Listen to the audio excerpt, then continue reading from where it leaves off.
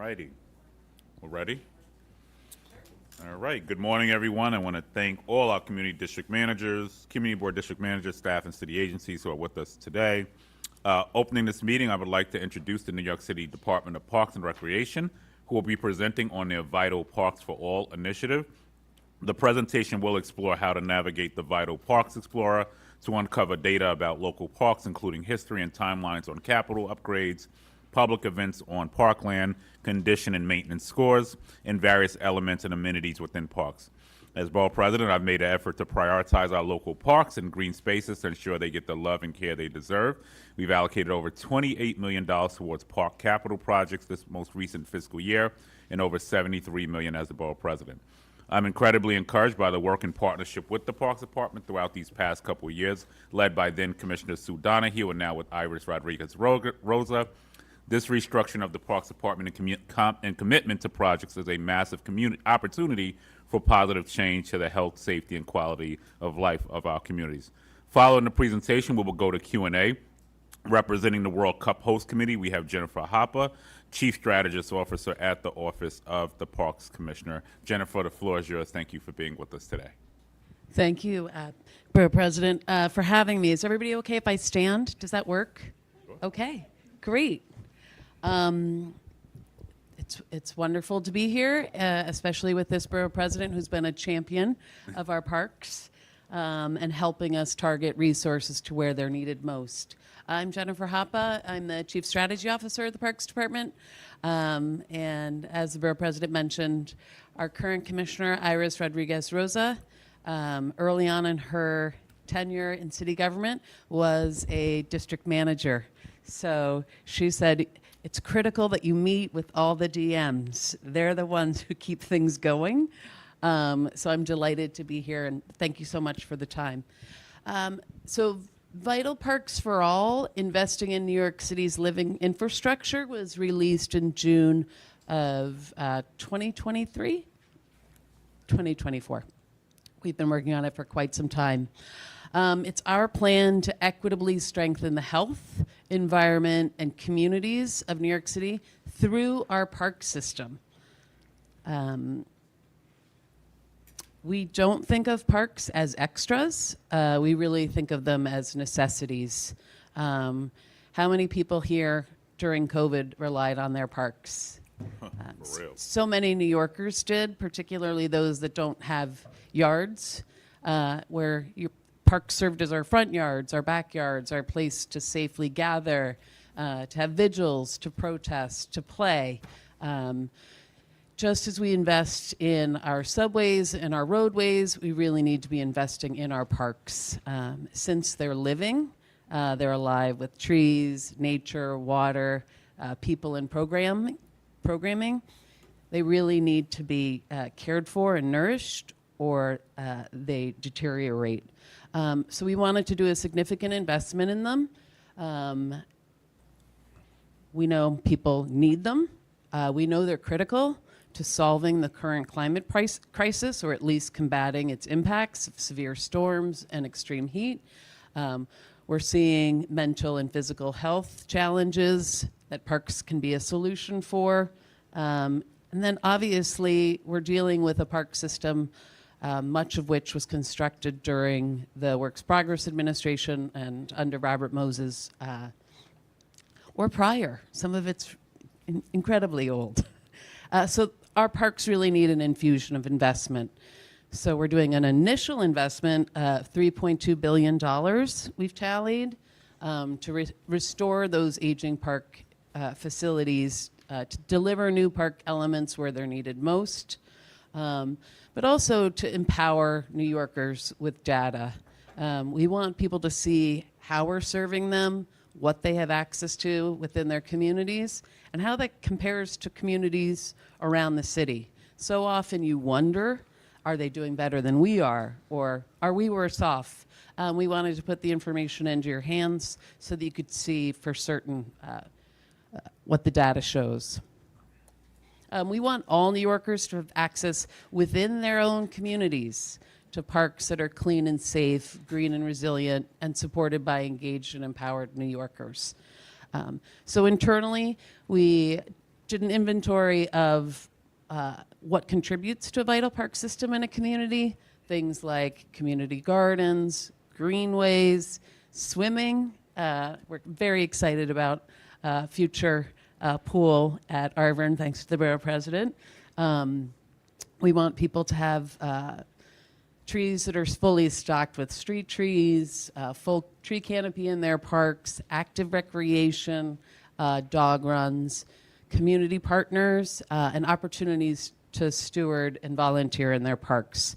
So these are the three value pillars: clean and safe, green and resilient, and engaged and empowered. And under them are the 21 elements that contribute to a vital park system. This is just a screenshot of the Vital Parks Explorer. I'll be doing a live demo in a second. It shows the 21 elements on the left-hand side. It's essentially an interactive map. We mapped everything from level of park enforcement a park receives, its park condition score, whether it's had recent capital investment, and in response to the borough president's urging, whether it has future capital investment. Has money been allocated or committed to improvements at the site? We also wanted to, as part of our commitment to equity, look at our parks and the city through key lenses. We have at the bottom here, you can see in the center, you can apply the New York State Disadvantaged Communities lens when you're doing an evaluation of your community or a comparison to other communities, and see like where is the investment happening, where are the services happening, is it in the disadvantaged communities? And we also looked at gun violence prevention areas. We've got some precinct neighborhoods that were targeted for upstream investments to deter ongoing gun violence. And then you can also do a report by your community board. If you don't care about that, you probably hear from constituents every day. Maybe they don't want to come to a community board meeting. Maybe they don't really care. They just care about their block. The Vital Parks Explorer enables you to see what you have on your block, whether it's a bathroom, playground, and it helps you see what's planned for your area as well. And you can put in individual addresses as well, which I'll show you.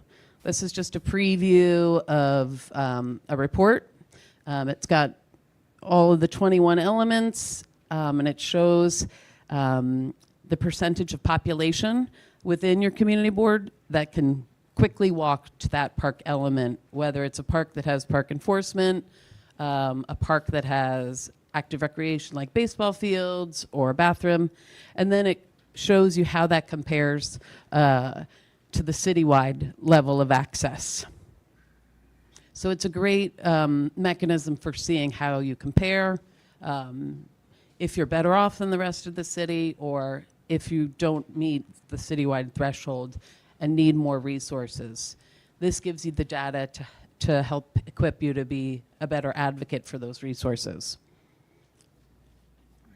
So I'm going to pivot to the live demo.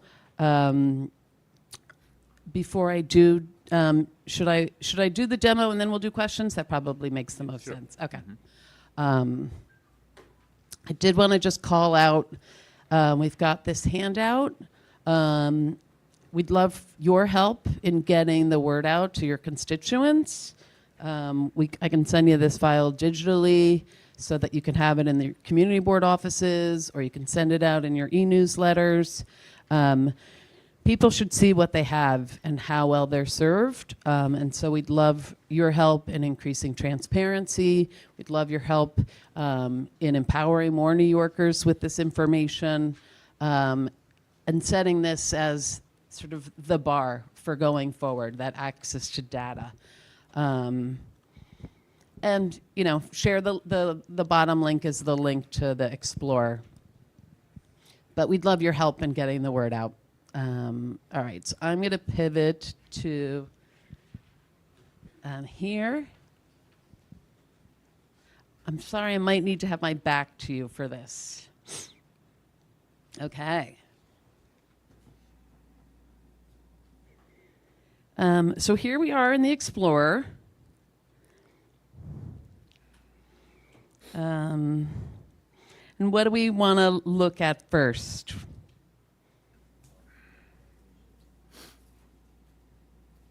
Any suggestions?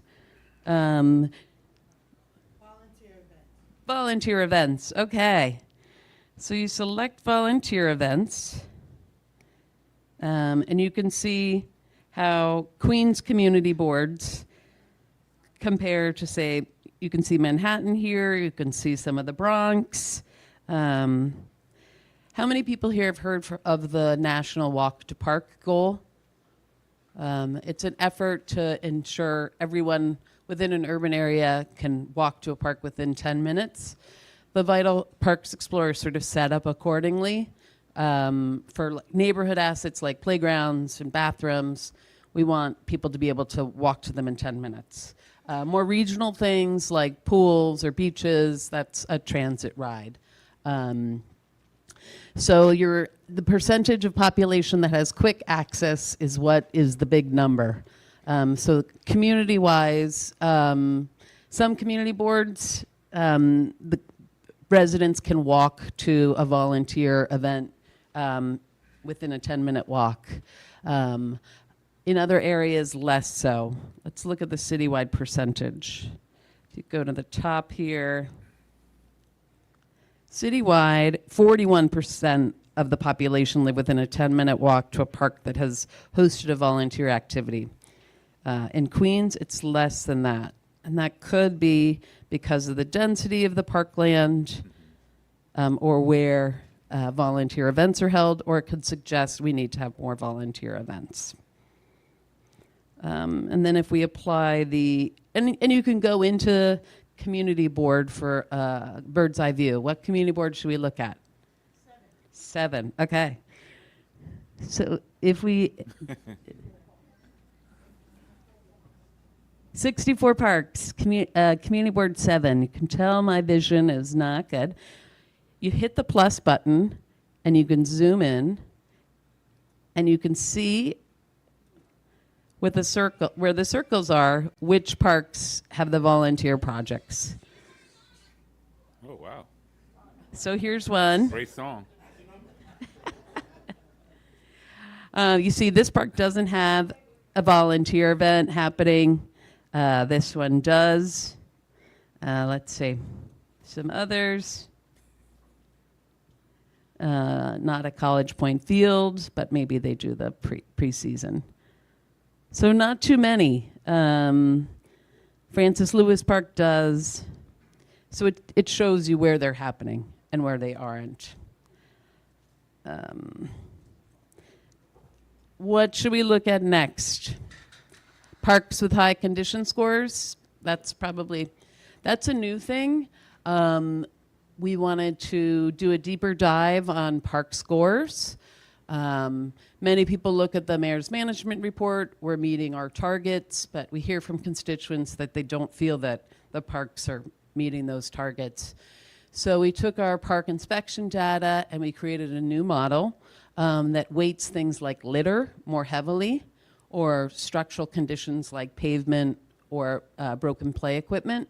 Weighted those things more heavily so that the score reflects what we hear most from constituents regarding. So our target for that is a 95. That's a pretty high score. So we'll go back to citywide so we can see parks with a high condition score. I'm selecting it. I go up here and it says 71% of people in New York City live within a 10-minute walk of a park with a high condition score. So then if we want to see how Queens compares, you can see here some Bronx communities, 77% can get to a high scoring park. This is 68%. Do you want to compare it to the Bronx or do you want to see Manhattan?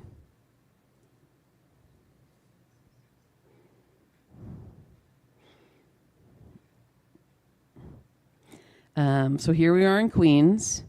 Back to Community Board 7, 69% of the population can walk to a high-scoring park. Community Board 2, is Community Board 2 here? 89% of the population can walk to a high-scoring park. What's that? That doesn't mean all the parks are scoring high, but it means you can get to one within 10 minutes. And if you want to do a closer look to see which ones, you can hit the plus button. I think I overshot it. That's Community Board 3. Yeah. Well, let's look at 3. Oh, no, overshot it. Sorry.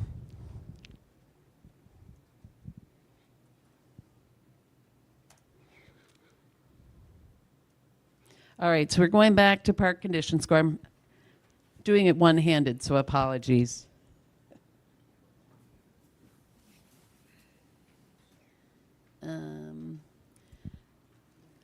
Go to Community Board 2 in Queens, zoom in so we see which ones are high scoring and which ones aren't.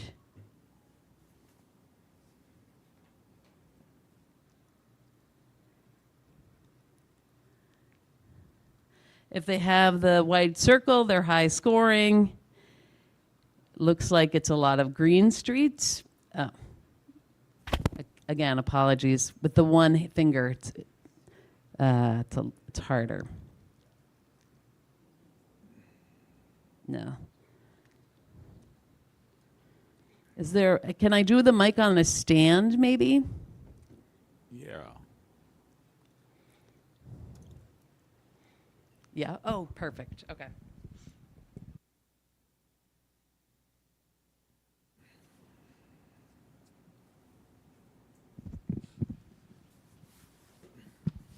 How's that? Can you still hear me? Yeah. Okay. Great. I so appreciate that.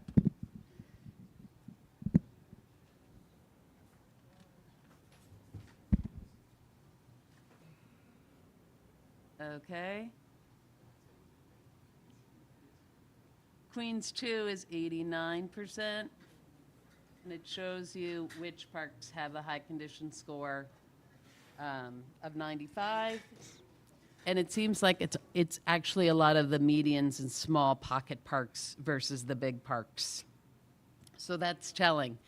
You might need more maintenance, or if you do, we can look next at capital investments. It may be that those parks aren't scoring high because they actually are in need of capital investment. So let's do that. New or renovated parks. We'll zoom out and look at the city-wide averages first and the borough-wide.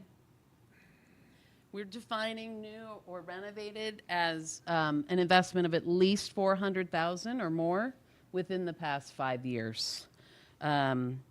So across the city, 68% of the population can get to a park that's had recent capital investment.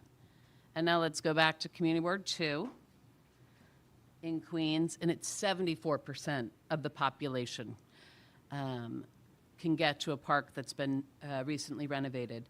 And if we zoom in, we see which parks have had some capital investment. In Community Board 2, they have those white circles we saw before.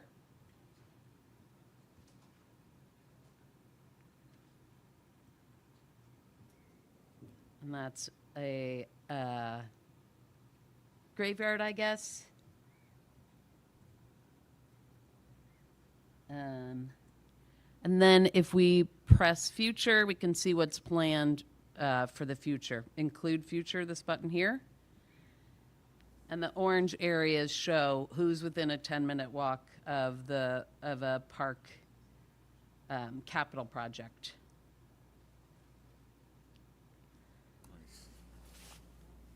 Lawrence Virgilio Playground ringing a bell? Is Lawrence Virgilio Playground? Virgilio? So it's showing up as orange, meaning it's going to be done in the near future. Torsney Playground, same thing? So you can see where the capital has happened in green and where it's underway or is coming in orange. And that might help you in your conversations with the community board, with your constituents, to rank sites for additional capital for the future, for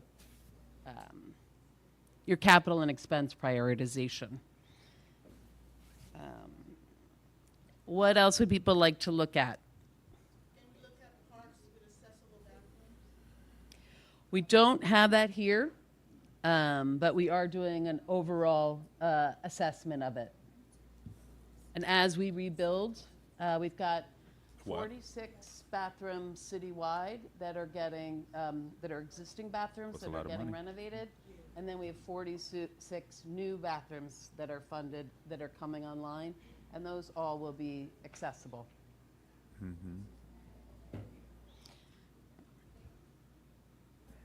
Anything else people want to see or questions?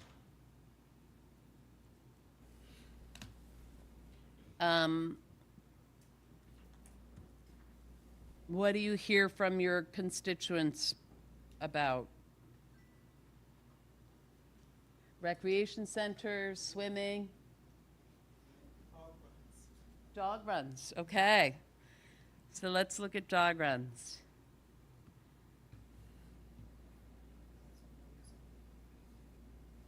Right now, only 19% of the population can walk to a dog run within a 10-minute walk across the city. And let's see, Queens and Brooklyn. Some community boards, Community Board 2 again has 79% of the population can get to a dog run. Community Board 8, only 1% of the population can get to a dog run within a short walk. So this shows you where there's outstanding need.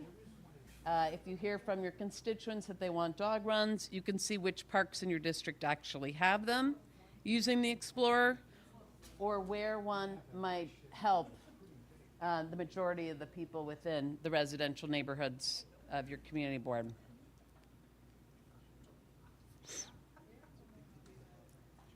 And I just want to show you one more thing. Does somebody want to throw out an address? We could look at park amenities by address. Anyone?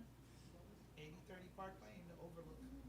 Well, that's going to be in a park, so that might be a residential or commercial address. Can someone throw one out? 120-55 Queens Boulevard. Where's that at? I need a place to go. 120-55 Queens Boulevard? Okay. There we go.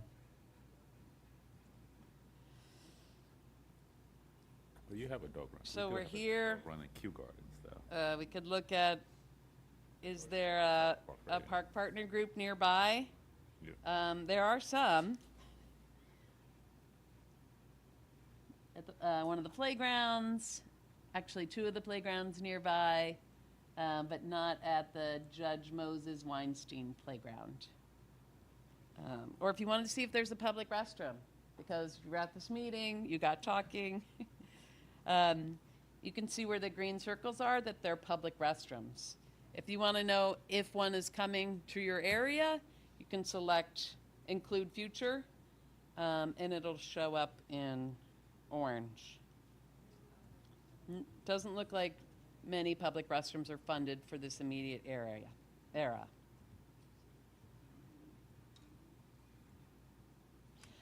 Last but not least, you don't have to memorize all this.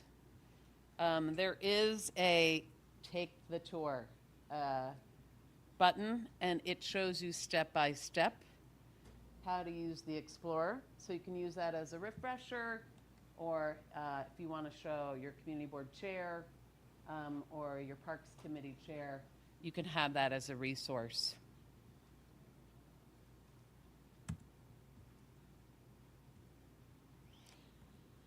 And last but not least, don't forget, you can check the New York State Disadvantaged Communities lens to see if your district is considered a disadvantaged community. It makes you more qualified for certain grants, the state level. Queens doesn't have any of the gun violence prevention precincts right now, or you can look at community district. You can download all of the community data across the city if you have someone who wants to do a deep dive to see how your area compares. And then last but not least, there's a share your feedback button. If you see something's missing, wrong, or you want to raise an issue, I'll certainly take the ADA issue back. But you can tell your constituents to I'm use good. the share your Yeah. feedback button. And if you want a reminder on how to print out your community board's profile, which you can also email people, select community district. We can go to Queens Community Board. Which one haven't we looked at? 6. Okay. And here you go. 6, how everything compares citywide.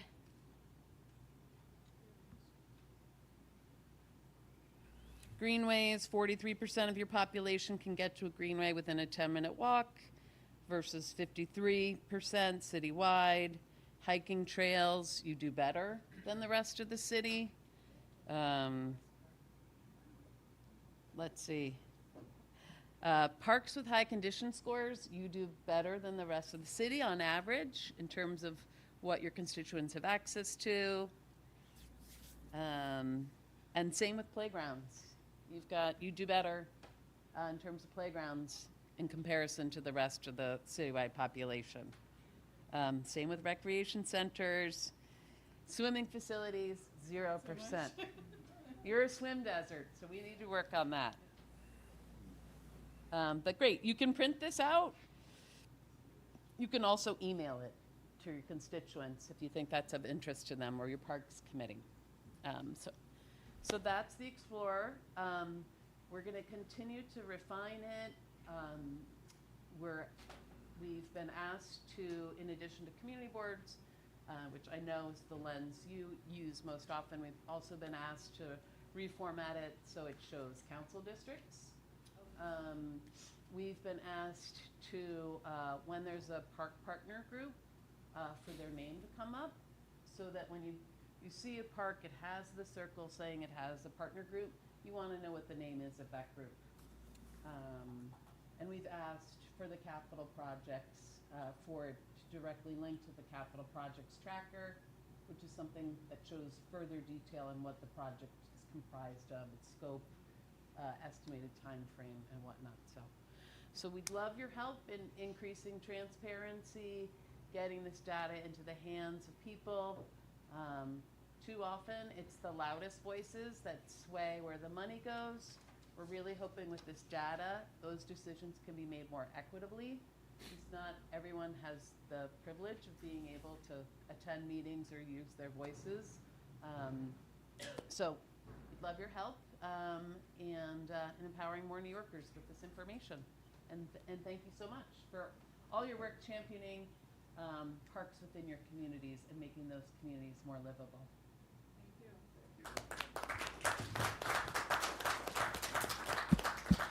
And apologies for the one-handed challenges. Yeah. Any questions from the district managers? Oh, Did a good job. okay. Yeah. And made a record show. This was rolled out in Queens first, right, with the Commissioner Sue Donahue. To her credit. All right, we have no questions? Yeah, I actually have a question. How often is the data updated on the tracker? So it depends on the item. Certain things like capital projects, I think, are like every 4 months. Our innovation and performance management team is looking to automate all of that. But right now, we batch data and then imported into this interface. Some things don't change, like partner groups, that might be every year. Events, I think it's, we go back the past 6 months and show the future, the next 90 days. So that might be every few months that it gets updated. And then the park condition score is automated. I think I'd have to verify. I think it's every 2 months. So, and the one thing I didn't mention on the park condition score, it's an average of the past 3 years of inspections. So it's meant to give you a more accurate picture. I talked about weighting, litter, and structural issues. But there may be a time when an inspector goes and there was a party that morning and, you know, for the end of school and all the trash was left behind. So that might affect its scores. So averaging it gives you a more accurate picture on its condition. So.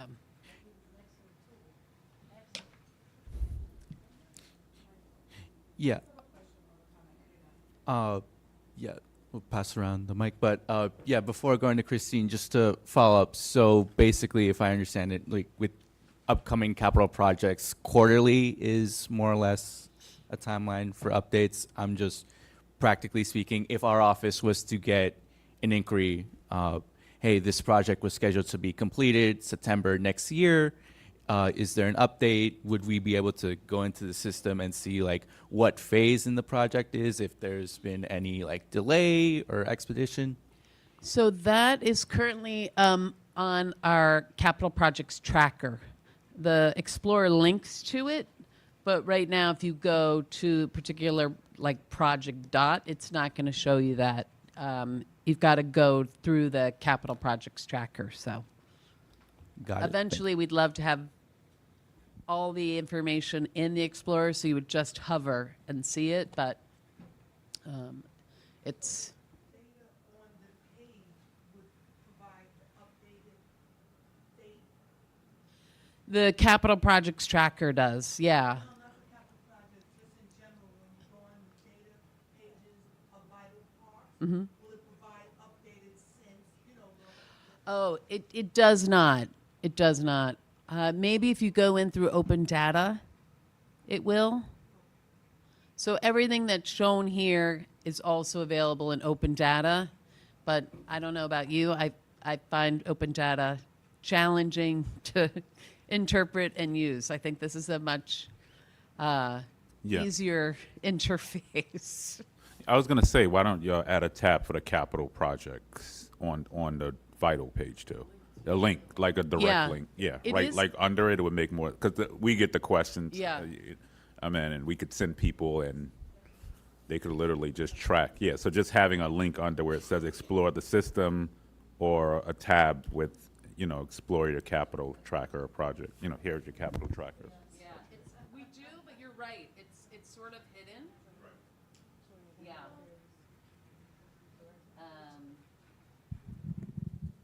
Let's see. Oh.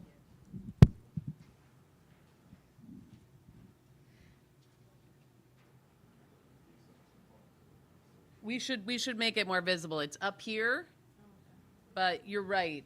It needs to stand out more. Yeah. Very good suggestion. Thank you.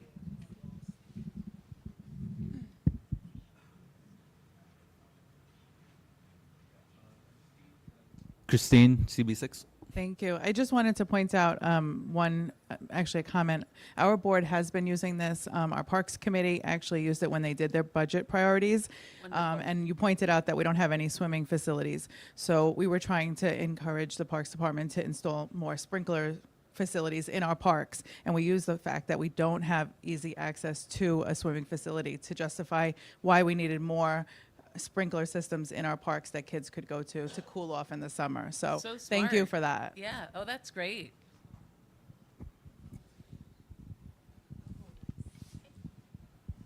Hi, Jen. So I was thinking about the tracker. Is there a way, do they still have those scope meetings for the capital projects? Can we add on scope meetings as well for upcoming, if there's a way to put a link so that folks know when there's a meeting for a capital project in their district? Because we get those a lot at the Parks Department. They call us with those questions. Yeah, there's a page for the public input meetings, but you're right. If you don't know what's happening, you're not going to be looking for that page. So that's a good suggestion. Yep, I see Debbie, CB2. Thank you. Thank you. Just to piggyback on that question, since it goes through a lot of different phases, the design phase, and it comes to the board and scoping and procurement, and I just was with Parks, one of our designs is pushed back a little bit because they found some brownfield that they had to take care of and those issues and items. Is that on there as well? Or maybe you can expand it that where they are in the design phase or before something like a dog run comes online, that we already finished the public review process, the scoping process, and this is where it is on the timeline.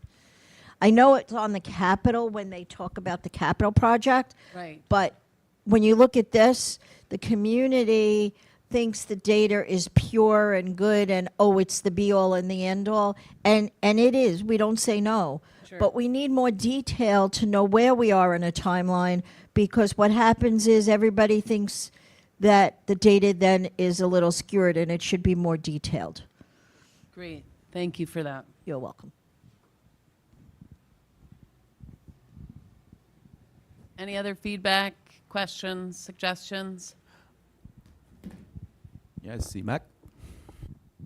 Thank you. Thank you for the presentation. This is going to be a wonderful tool, especially for us who have all the parks. My question is, when we have our budget consultations, when you update your system, is it possible to put in a date like maybe August or September for what update your information to make life easier for district managers when they're doing their budget consultation with parks?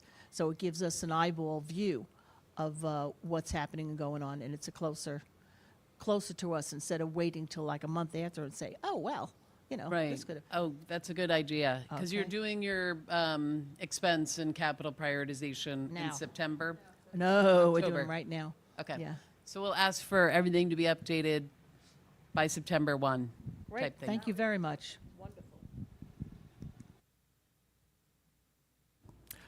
Yeah, just a follow-up question, just regarding the elements there, regarding the special events. Does that also include not just events in parks, but also within the recreation centers as well? I think it does. The ones that are open to the public versus members. Right, yeah. Right? So it's drawing the data from everything that's on the Parks' special event web calendar. So that includes Parks' events in parks, our public programs events in recreation centers that are public, and then our park partner events in parks. Right, like just off the top of my head, if there was like a public health fair at Lost Battalion or Owl Order, like would that be something that's showing up on the tracker? If they put it into the event calendar, the overall event calendar, it should, yes. Gotcha. Yeah. I see Florence, CB1 next. That was a great question. So can I piggyback on what he asked? So the parks events special calendar, this calendar is on the tracker or on this? I wasn't clear. It's on the Parks Department's website. On the general website. Okay. And what he asked, I don't know if you really answered his question. I wasn't clear on your answer. So for those parks which are not in our districts, if there were a health fair or something going on in one of those other parks, do those go on that calendar? Are they on that calendar? Yes, if the division that is putting it on puts it on Parks event calendar, as they should, Okay. you would be able to find it. So, for example, we have Astoria Park. We have movies in the park. We have concerts in the park. We have a Christmas tree lighting, a hayride. We have Many, many things. All those things are put on your calendar? If they're permitted and Yeah, they're they're permitted. done in conjunction with the Parks Department, they go on the event calendar. Oh, okay, fantastic. I didn't know I can that. send that link out via Michael. That would be dynamite. That's excellent. Beautiful. Yeah, and since permitting with parks came up, I was wondering, is there any link on this Explorer directly to the parks permitting page? That's an inquiry we get just assisting nonprofits or the Yeah. CBs in how to navigate that process. Would be that's a great good to see point. that if it's not on there. I don't think it is, so that's a great suggestion. Yeah, just like a direct link to the permitting page. Like if you click on a certain park, like just maybe open a separate tab or like a direct link, just a way to synergize all these pages together.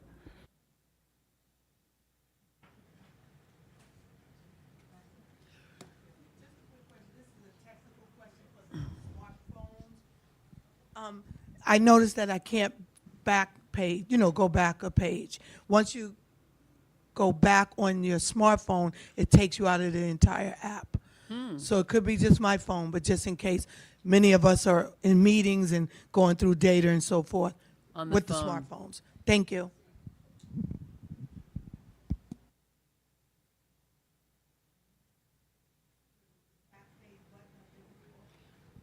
A back page button.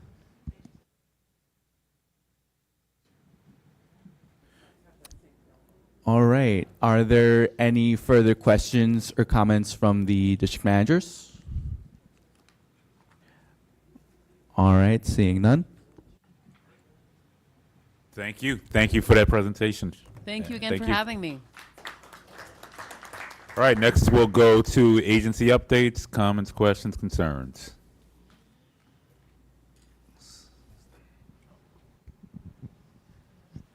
Good morning, everybody. My name is Serge St. Ledger Jr. I'm with the New York City Public Schools. This is my colleague, David Mantell. We are both from the Office of Policy and Advocacy. And I've dealt with some of you, if not all of you, in the past in my former role in the Office of Family and Community Engagement. I am now in the Office of Policy and Advocacy.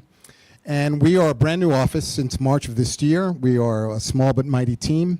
And essentially what we do is we cut across all policy issues across New York City Public Schools landscape. And we act as a conduit between New York City Public Schools and the general public for a myriad of different issues. Our most recent interaction actually was during the budget consultations with you, with our senior executive director, Katie Jedrolinik.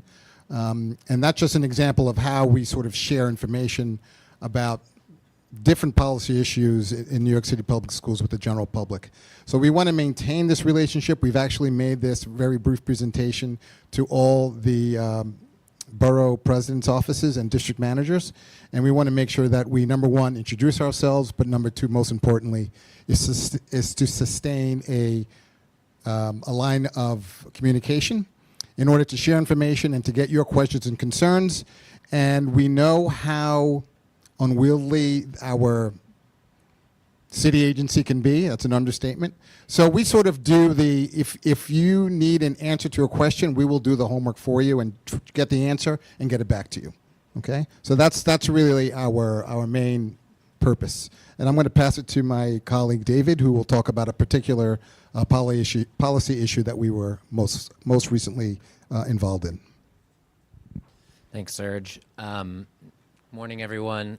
Happy to be here and speaking with you. And as Serge said, one of our roles is to really kind of be a conduit for policy development. We know that the agency is enormous. There's a lot of policy decisions being made. And so part of our role is to connect kind of the feedback and the thoughts on certain policy issue areas to really the policy-making process that we have internally. It's something that we hear a lot about. So Serge and I are here to kind of answer any questions that you may have about any issue, and if we don't have the answer, we can always get back to you. But I did just kind of want to take the opportunity to talk a little bit about something that our office has worked on a lot, which is the cell phone ban that some of you may be familiar with in our schools. And so earlier this year, the state passed a bell-to-bell ban on cell phones in schools. It's actually on all internet-enabled devices. So we got a lot of questions about Apple Watches and iPads and things like that. It's all internet-enabled devices that have been banned bell-to-bell. Although some people ask about AirTags, I guess some parents put AirTags into their kids' bags and clothes. Those are not internet-enabled, so they do not fit the ban. But so the state passed a ban on cell phones, which led to us and our office kind of leading a lot of engagement as we had to update our chancellor's regulations and our guidance for the agency about how to actually implement this. And so we spoke with a lot of different community groups, a lot of different advocates about kind of their concerns, about their questions, to make sure that our policies, our regulations kind of provided that information for them, and that it was implemented with fidelity, and our schools kind of had the blueprint for how to really enact this policy, which is, you know, a fairly complicated policy to implement at the school level. And the regulation kind of allows for different methods of collection. So different schools, there could be, you know, a 3,000 kid high school, that's gonna look a little bit differently than a 400 kid middle school, and how they might collect cell phones or store cell phones. So schools have kind of different options with how they're gonna do that. Some of you may be familiar, some are using pouches and they can store it in their backpack. Some have lockers, some have bins that they're collecting the devices in. And so we kind of allowed for that flexibility for the schools. And then something that we heard a lot about from a lot of different folks was about exceptions for particular student needs.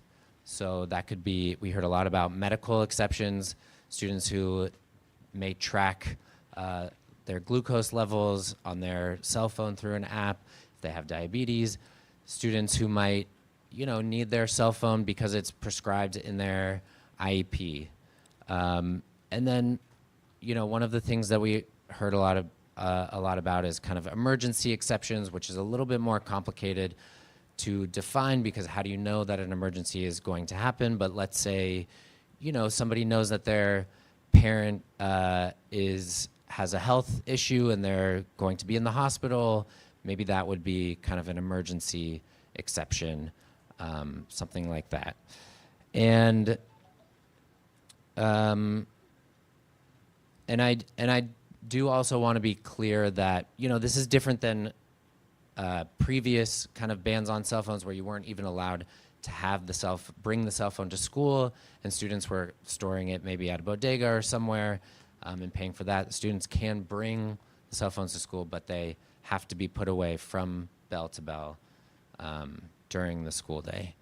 And I think, you know, again, we got a lot of feedback.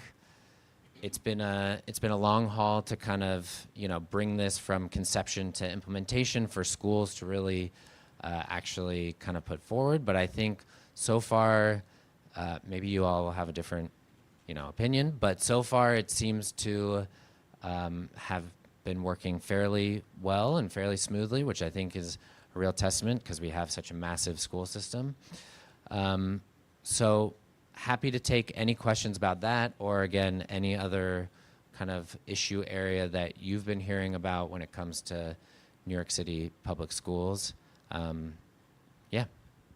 Well, the question I have is, Sure. you're so new. I mean, you've been in existence since March, correct? Yeah. Have you targeted each one of the school districts? Have you visited those? Because periodically, they have meetings with those districts, and what they'll do is have everyone in that particular district, so you can draw the audience like you do right now with all the boards. Yeah. And I think that would be excellent, you know, if you target each one of the districts. I'm in District 25 and a little bit of 26. Yeah. But I mean, targeting them would get you right into all the schools in that particular district. And I think it's a great idea, all right? And I shall collect your business cards at the end of this meeting. Great suggestion, thank you. I mean, our office, which the chancellor created, as Serge said, in March, is relatively new. I will say that Katie, Serge, and myself have collectively been at the agency for 35 years-ish. So the office is new. We are not as new, but it's a great suggestion for sure. Yes, absolutely. Yeah, go ahead. And we have visited certain districts, for example, District 1, by virtue of them just requesting us to come. So if you request us to come and make a presentation, we could definitely do that as well. Okay.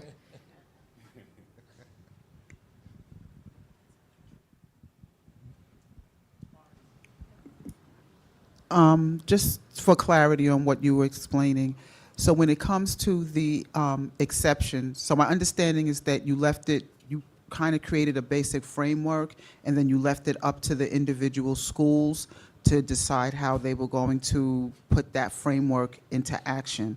So when it comes to the exceptions that you were talking about, like what would be considered an emergency or people tracking health conditions and things like that, is that also being left up to the school to determine how they're going to implement that? Or was there a separate framework for emergencies, or was emergencies not initially thought of when the framework was set, and so we're kind of still out, you know, in the field about how to deal with exceptions? And what about children that may track on the spectrum, right? Like you have your special education, special needs. I don't know what they call it in the city. I went to school in Long Island, but forgive me. But, you know, like we called it special ed. But I'm just saying, you know, like people that like on the spectrum that the phones are used for different things or they're needed. Like, was that all outside of the framework? So now you're working on a new framework, or I'm kind of lost with that. Yeah, so this was kind of first of all, the state had language about needing to have exceptions for certain issues. So that is prescribed in state law, and now it's prescribed in our chancellor's regulation. So that framework exists for every school as part of our chancellor's regulation. The medical exemptions, as you mentioned, students with IEPs who might have certain needs that require them to have their cell phone, and emergencies kind of more broadly. That framework exists in our chancellor's regulations. It is laid out explicitly, so that applies to every school. We're not, leaving that up to each individual school to decide if they're going to use that. I think the emergency is obviously a little bit more open-ended than some of the others, just because we're not able to kind of list out every single potential emergency that might happen. So I think, if an emergency situation presents itself, that's something that a student is going to have to speak, with their school about more specifically, or the family will have to speak with their school about more specifically to kind of get that exception approved. But they all exist within the regulation, and schools have guidance on kind of how they all work. So.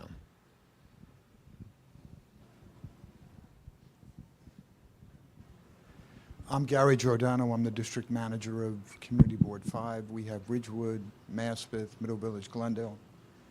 So whatever you can do, in my opinion, to get students to be more interested in learning now that you got their cell phones for a decent portion of the day, instead of going on social media, make learning the in thing, so to speak. I think that's one of the biggest things that's lacking in education. It's sort of like the system is supposed to take care of everything. And there's not enough, in my opinion, drive among students to my problem when I was young was I played baseball too much. I spent too much time at the ball field every day. But to get them to pay attention to their schoolwork instead of their social media. And since we talked about parks right before this, whatever you can do to get them to the park with, you know, like once or twice a year together as a group. And I appreciate that the lady stayed here from the Parks Department because parks have been the oasis for us in our neighborhoods where we have one very often brick building after another or wood frame building after another. So thank God for the parks. We need more parks maintenance. We have 10, I think, park maintenance workers in our district. That's it. So we need a lot more parks maintenance. And let me just say, the older I get, the more I appreciate the fact that they're building more bathrooms. So I thank you. Thanks for that. Right, we'll go to the next agency. Any other agency updates? Buildings? Hi, good morning, everyone. Sam Schechter from Department of Buildings. A couple of updates. Just as far as the deadline for the benchmark 2024 calendar building energy efficiency data rating labels. So there's a requirement that people rate their buildings for energy efficiency A, B, C, and failing. So that's been pushed off from December. That's been usually it's October 1st to October 31st. That's been pushed off from December to December 31st of this year. Those notices of deficiencies, which were issued for the local 152, that's for the gas piping system. So right now, we're not issuing violations, but we give out notice of deficiency, which still have to be corrected. So that's, for right now, we are in cycle 1, groups 3 and 4, which Community Board 2, 5, 7, and 13 in this, in Queens. So that has been, that will be, we'll issue the violations October and November, notice of deficiency, and then for the next cycle, there will be fines issued.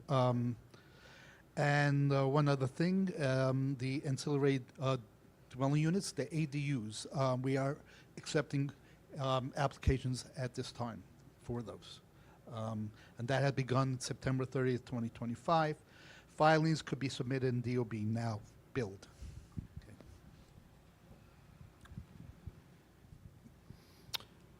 Hi, good morning, everyone. Al Silvestri, DOT. Nice to see everyone. I'll be brief. I'm here. I'm joined today by Christopher Lee. We have a program at DOT called Future Leaders, where one of our colleagues who works in a different unit shadows another unit within the agency. So Chris, he's going to be here with us. You could raise your hand. He's going to be with the Queens office for the rest of the month. So if he picks up the phone or you pass by the office and see him, say hello. Many of you know Emmanuel Evans in our office. He covers 3, 4, and 14. Emmanuel was one of our future leaders several years ago. So, and he liked it so much he came back. So great. There's always in the Queens office we enjoy the cuisine of Queens. So that's why we keep people. So quick updates. Resurfacing season is coming to an end. It's getting cold. Gary, I know we've asked the units, once they pave, get those markings in. So that is a big focus this time of year. If you're paving, we got to get those markings in quickly before it turns. Also, weather's turning. We are having our 4th annual Trick or Streets program this year. Borough President is a fan. It's a program where we leverage our open streets, our plazas, and there are fall, autumn, Halloween-themed events where partners put on, and we really activate the street. And There are 137 car-free events through October citywide, many of them in Queens. We had a very big one. We partnered with LaGuardia Community College and Community Board 2 a couple weeks ago. Brand new plaza, open street, and it's a great event. So we're happy to put it on. The kids love it. And finally, City Bike is expanding further into Queens, further into all the boroughs, but in Queens, it's going to be coming to Community Board 6. So I know Christine's excited. We're going to be meeting with Community Board 6 beginning this Thursday, and City Bike is incredibly popular. It's another way for people to get around, and we're excited to bring another option to New Yorkers. With that, I think the only other thing I want to mention on that is with the Queens Bus Network redesign, Borough President, a lot of those bus stops that have been decommissioned, we're going to be able to use some of that space for city bike stations and for things like neighborhood loading zones. So, you know, traditionally there's always been a concern, parking, what's the impact going to be?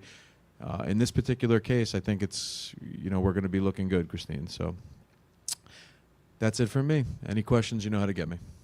Thank you. Great.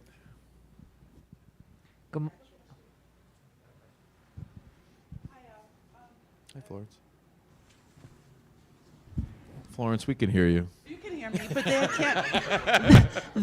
You know, because I'm hard of hearing, I speak loud. Everybody knows I'm hard of hearing. Everybody knows I speak loud.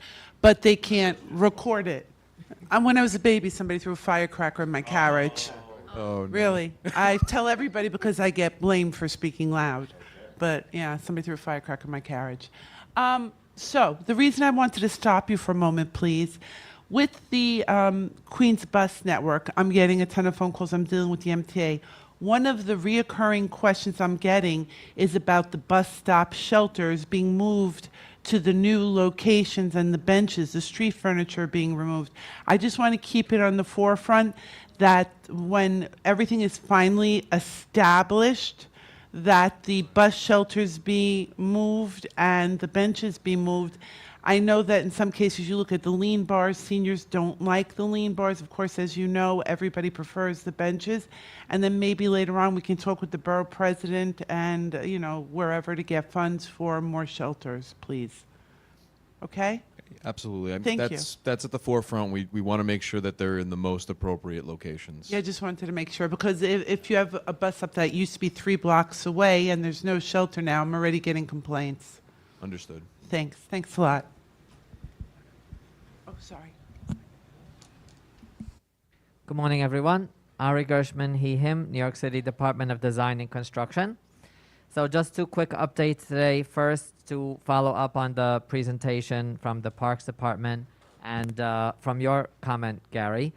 On behalf of the Parks Department, we are constructing public restrooms at locations across the city. This is a pilot project because the restrooms will be constructed under design build in order to be delivered more quickly. So there are 2 in Queens, one for Brookville Park and one for Casina Park. And we will be presenting to the community boards 7 and 13 this fall. And secondly, we have a groundbreaking ceremony coming up a week from today, October 28th at 1 p.m. for Engine Company 268 in Rockaway, Beach Channel Drive. We'll be constructing a new firehouse. Thank you. I was like, what agency are you with? Good afternoon, everybody. Good morning. I think the biggest thing is, you know, we're at the end of October. We've been, you know, all hands on deck for storm season, hurricane season, which goes typically June to November. So not to say that we're out of the woods, but you know, we've come a long way through it. We'll be coming around again. I'm hoping to come around to all the CBs again sometime in November to do a similar convo that we had to the Flood 101, so stay tuned for that. Thank you, as always, for all the input. We've been having a lot of back and forth with different CBs on individual items, sort of day-to-day street things. But I know those are very impactful for the community, so thank you for sharing those. And we'll keep plugging through that. Keep us informed on anything that's going on in the neighborhood. I know it's a scratch record, but I think the two things I always want to remind folks: if you can echo to your neighbors, always put in 301s. I've had a couple conversations with community folks about the importance of 301s. I know you guys are really good about sharing that. Pictures, video would be great. 301s are always essential. And the insurance. We've run into some situations where folks have an issue that insurance could have been helpful, could have saved them time, money, effort. And unfortunately, when the break happens, they're responsible for everything from the main to the home. Then they get stuck with a 3-day notice and a bill, and it becomes a whole issue for them. So if you can echo, either get a rider on your insurance or do the AWR.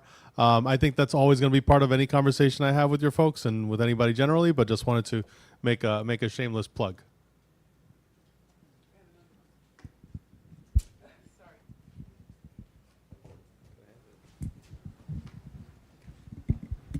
This is a simple one. Facebook, Twitter, please. More for the Clean the Catch Basins. It's not out there on Facebook and Twitter enough.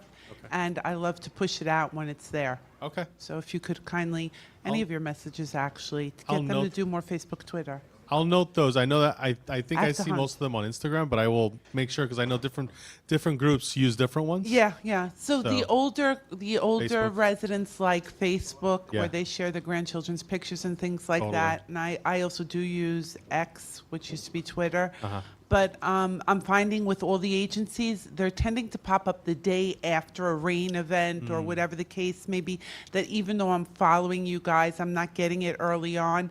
And we deal with every single agency, so it's unfair to ask us to go to your website to hunt down your material when we have a staff of 2 or 3, or in some cases, they don't even have a staff. So, if Earlier you guys... notice on more platforms. Yeah. Okay. I mean, for example, the Clean the Catch Basins can be out there at least once a week all the time without rain, Yep. Okay. That's a good point. Thank you. Thank you. Hi, Alfonso. Hello. Question about FloodNet. I know you guys do partner with them. Yes. Can you provide information regarding how people can get the sensors? What do they have to go through? And I know I know FloodNet was looking for places to put them, but I think there's not enough information, especially in my district, for people, because we have so many flood areas. I mean, you spit hard, it floods. So I think we just need a little bit more information on the FloodNet program and the sensors and how people can get sensors and what do they have to do. A lot of people think it's invasive and they really don't, want to get involved. But I think if we could have something that we can show them, Yeah. because you guys need to collect the data Mm-hmm. in order for us to get what we're asking for, especially when we put in our capital requests. Sure. No, and not just get the data, but also I've been using it a lot in real time. Last Monday, I was down in Hamilton Beach, was keeping an eye on the storm the night before, and then went out there for the tidal because they get a lot of tidal flooding similar to what you guys get. So for me, it's been hugely helpful since the more I've gotten used to it. So I'll find out specifically how to request, what's involved, average cost, all that stuff. I'll find that out and I'll send it over to you. And I've had it in there's one slide in the Flood 101, but I think I'm going to expand on that for the follow-up conversation just because it is a very useful tool.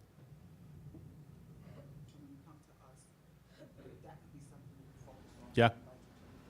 Yeah, definitely. To follow up on Florence and the catch basins, it's that time of the year. You got all the leaves coming down, so it's just a matter of getting them out there with those, especially over in our area, okay? Because those leaves come down and go right into those catch basins, okay? Thank you. Definitely. And that's one that sort of a three-parter. You have me, and I know I've really benefited from you all calling me saying, hey, there's ponding, there's flooding. Can we address this? Is there something? Because sometimes it's a bigger issue that's further in.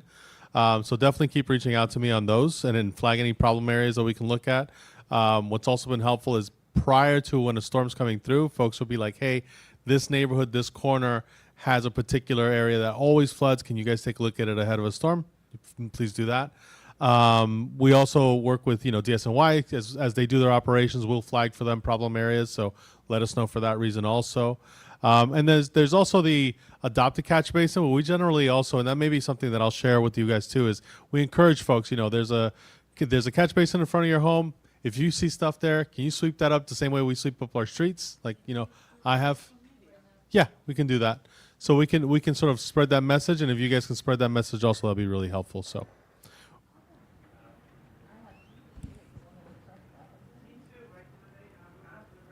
Yeah, same. Yeah, exactly. Right, so, Right. all right, we're cool. Thank you. All right. Any further questions from the CBs? Okay. Any other city agencies present? Oh.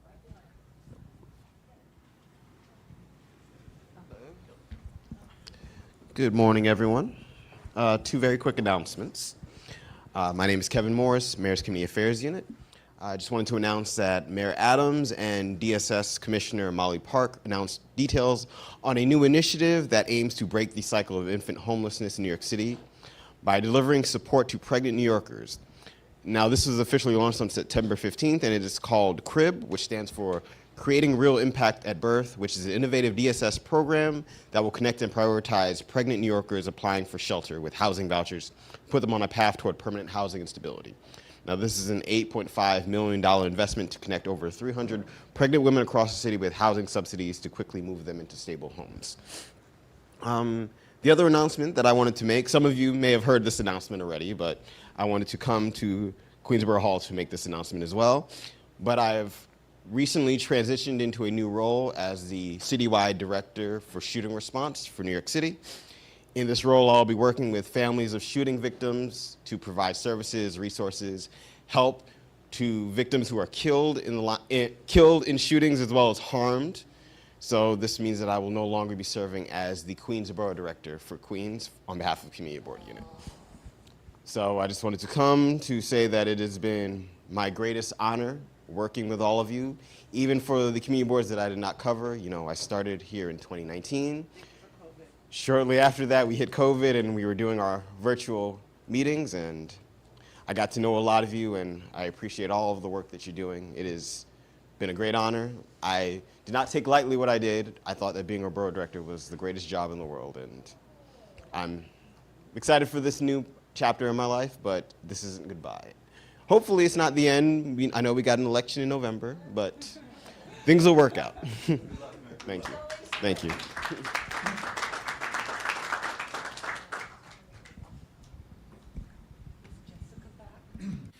Yeah, thank you, Kevin. And just on behalf of the borough president who had to run, it's been a pleasure working with you and your office. So we just look forward to working with you in this new capacity. So can't wait to get started on that. And thank you so much. And we're going to miss you at our meetings. Okay, think that's any city agencies still left?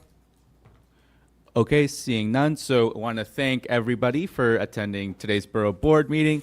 I want to thank today's presenter, the New York City Parks Department, and lastly, just all the support staff associated with making this meeting happen. Looking forward to working with all you and seeing you at our next meeting. That'll be Wednesday, November 5th, 9:30 a.m., not Monday or Tuesday. Wednesday, November 5th, 9:30. Thank you.